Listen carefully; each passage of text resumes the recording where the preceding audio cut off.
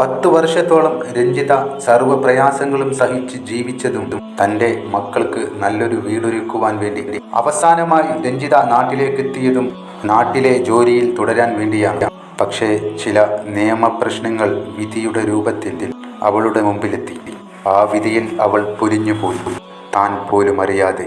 ആ വേളകൾ ആ ഫ്ലൈറ്റിലെ മുഴുവൻ ജനങ്ങൾക്കും എത്ര വലിയ പ്രയാസമായിരിക്കും നൽകിയത്.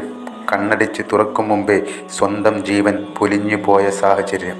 ഇത് ഓർക്കാൻ പോലും കഴിയാത്ത ഭീകര ദുരന്തം. അതിൻ്റെ പിന്നിലെ വ്യക്തമായ കാരണങ്ങൾ ഇപ്പോഴും പുറത്തു വന്നിട്ടില്ല. പലതരത്തിൽ ഇത് ആരുടെയെങ്കിലും പ്രവർത്തനത്താൽ ഉണ്ടായതാണോ എന്നുള്ള സംശയങ്ങളും പലരും അഭിപ്രായപ്പെടുന്നു.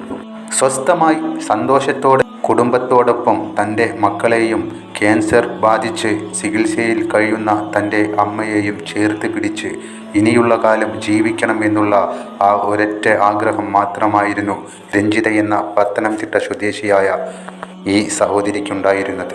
പക്ഷേ കാലം കാത്തുവെച്ചത് മറ്റൊന്നായിരുന്നു. പലരും നിരന്തരം ചോദിച്ചു കൊണ്ടിരിക്കുന്ന ഒരു ചോദ്യമാണ് രഞ്ജിതയുടെ ഭർത്താവിൻ്റെ കാര്യം.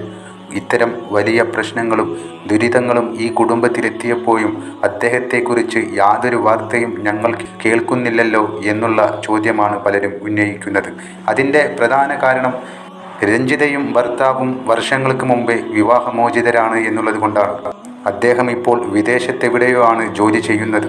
അപ്പോഴും പലരും അഭിപ്രായപ്പെടുന്നത് രഞ്ജിതയുടെ ജീവന്റെ വില ലഭിച്ചു എന്ന് അറിഞ്ഞു കഴിഞ്ഞാൽ അയാൾ തിരിച്ചു വരുമെന്നും അങ്ങനെ വരികയാണെങ്കിൽ തന്നെ ഒരിക്കലും അയാളെ അടുപ്പിക്കരുതെന്നും. ഇത് എൻ്റെ അഭിപ്രായമല്ല, പലരും സോഷ്യൽ മീഡിയയിലൂടെ പ്രതികരിക്കുന്നതാണ്. രഞ്ജിത ഉൾപ്പെടെ മരണപ്പെട്ടു പോയ നമ്മുടെ സഹോദരന്മാർക്ക് നമുക്ക് പ്രാർത്ഥനയിൽ മുഴുകാം. ഈ റൂമിൽ അമ്മയും കുഞ്ഞുങ്ങളും ഇവിടെ താമസിപ്പിക്കണമെന്നാണ്. അതെ, മനുഷ്യന്റെ ജീവിതത്തിൽ ആഗ്രഹങ്ങളെല്ലാം പൂർത്തീകരിക്കാൻ പറ്റത്തില്ല. ദൈവനിശ്ചയമാണല്ലോ ഓരോരുത്തരും ലോകത്തിൽ നിന്നുള്ള വിടവാങ്ങുമെന്ന് പറയുന്നത്. ഈ മാസം 28-ാം തീയതി എൻ്റെ ഒരു ബെഡ്റൂമും കിച്ചണും അടുക്കളയും ടോയ്ലറ്റും കൂടെ ശരിയാക്കിയിട്ട് അമ്മയും കുഞ്ഞുങ്ങളെ എല്ലാം ആക്കണം. ഇപ്പോൾ താമസിച്ചുകൊണ്ടിരിക്കുന്ന വീട് അത്ര സുരക്ഷിതമല്ല. എന്നെ ദിവസവും വിളിക്കുമായിരുന്നു. വളരെ റെസ്പെക്ട് ചെയ്തേ സംസാരിക്കാറുള്ളൂ. രഞ്ജിത ജീവിക്കുന്നത് തന്നെ അമ്മയ്ക്കും കുഞ്ഞുങ്ങൾക്കും വേണ്ടിയാന്ന് പറയുമായിരുന്നു. രഞ്ജിത ഏകദേശം ഒരു ജനുവരി 1 തന്നെ അവിടുത്തെ കോന്നിലുള്ള വീട് വിറ്റതിന് ശേഷമായിട്ട് ഇവിടെ അച്ഛനെ അടയ്ക്കാൻ അടുത്ത് തന്നെ വീട് പണിത് അമ്മയും കുഞ്ഞുങ്ങളെ അവിടെ ആക്കിയിട്ട് പിന്നെ ഒന്നെങ്കിൽ കേരളത്തിൽ തന്നെ ഒരു ജോലി നോക്കുക, അതല്ലെങ്കിൽ പിന്നെ അവിടെ നിൽക്കുക എന്നുള്ളതായിരുന്നു. ഫെബ്രുവരി ആദ്യം തന്നെ വീടിൻ്റെ പണി തുടങ്ങി. അതിന് ശേഷമായിട്ട് പണി എളുപ്പം കയറി താമസിക്കാനുള്ള വളരെ ആഗ്രഹത്തോടുകൂടിയാണ് പണികൾ നടന്നുകൊണ്ടിരുന്നത്. എന്നെ ഏൽപ്പിച്ച അന്ന് മുതൽ ഇതിൻ്റെ പണികൾ കുഴപ്പമില്ലാത്ത രീതിയിൽ തന്നെ പുരോഗമിച്ചുകൊണ്ടിരുന്നു. കഴിഞ്ഞ ദിവസം ഒരു മാസത്തിന് മുമ്പ് ഒന്ന് വന്നിട്ട് പോയതാണ്. അന്ന് ഇവിടെ നാട്ടിൽ ജോലിക്ക് വേണ്ടി അതിൻ്റെ പേപ്പറും കാര്യങ്ങളെല്ലാം ശരിയാക്കിക്കൊണ്ടിരുന്നു. അതിൻ്റെ പേപ്പറുകളെല്ലാം ഒപ്പിട്ടിന് പോയിട്ട് പിന്നെ പെട്ടെന്ന് ഒരു പേപ്പറിൽ ഒപ്പിട്ടില്ലെന്ന് പറഞ്ഞതിൻ്റെ പേരിലാണ് കഴിഞ്ഞ ശനിയാഴ്ച പോയിട്ട് 5 മണിക്കായപ്പോൾ ഇവിടെ വന്നിട്ട് പിന്നെ എന്നെ വിളിച്ചതുപോലെ പറഞ്ഞു ഞാൻ നാട്ടിൽ വന്നിട്ടുണ്ട്. 28-ാം തീയതി ഈ മാസം 28-ാം തീയതി എൻ്റെ ഒരു ബെഡ്റൂമും കിച്ചണും അടുക്കളയും ടോയ്ലറ്റും കൂടെ ശരിയാക്കിയിട്ട് അമ്മയും കുഞ്ഞുങ്ങളെ എല്ലാം ആക്കണം. ഇപ്പോൾ താമസിച്ചുകൊണ്ടിരിക്കുന്ന വീട് അത്ര സുരക്ഷിതമല്ല. ഞാൻ അധ്വാനിക്ക് ജീവിക്കുന്നതല്ല എൻ്റെ അമ്മയ്ക്കും കുഞ്ഞുങ്ങൾക്കും വേണ്ടിയാണ്.